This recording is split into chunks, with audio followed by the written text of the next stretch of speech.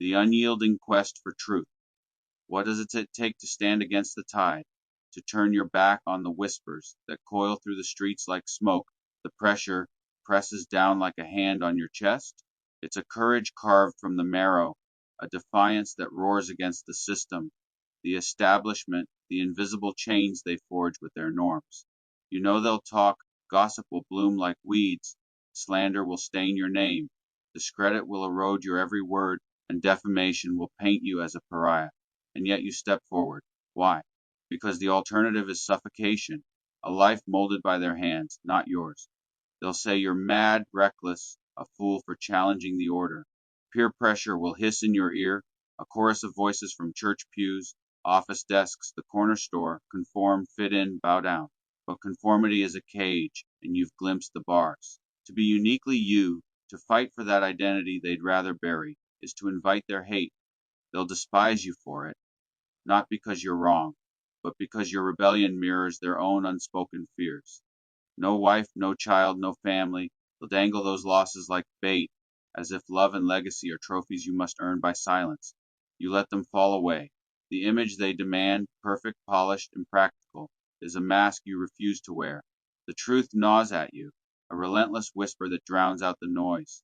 They've called you less, useless, a mistake, a shadow unworthy of light, and those words echo from some unseen source, a voice that shaped you before you could fight back. But here's the fire. You endure. Mental persecution carves scars on your soul, shame, the endless replay of their judgments. Spiritual torment tests your core, prayers unanswered, faith battered by their scorn. Physical exhaustion weighs you down, sleepless nights, the strain of standing when all urge you to kneel. And still you press on, not for glory, not for applause, but for the truth, that singular, unyielding truth that you are more than their labels, more than their system. On the street, they mutter as you pass, eyes averted, tongues wagging. In church, the hymns turn to hushed accusations, the sermon a veiled rebuke. At work, colleagues distance themselves, their smiles replaced by cold shoulders. Every avenue of life becomes a battlefield, every glance a judgment, and yet you walk through it. The courage isn't loud, it's quiet, a steady pulse beneath the chaos.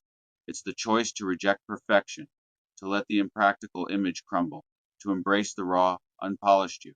They'll be hated for authenticity. What fuels it?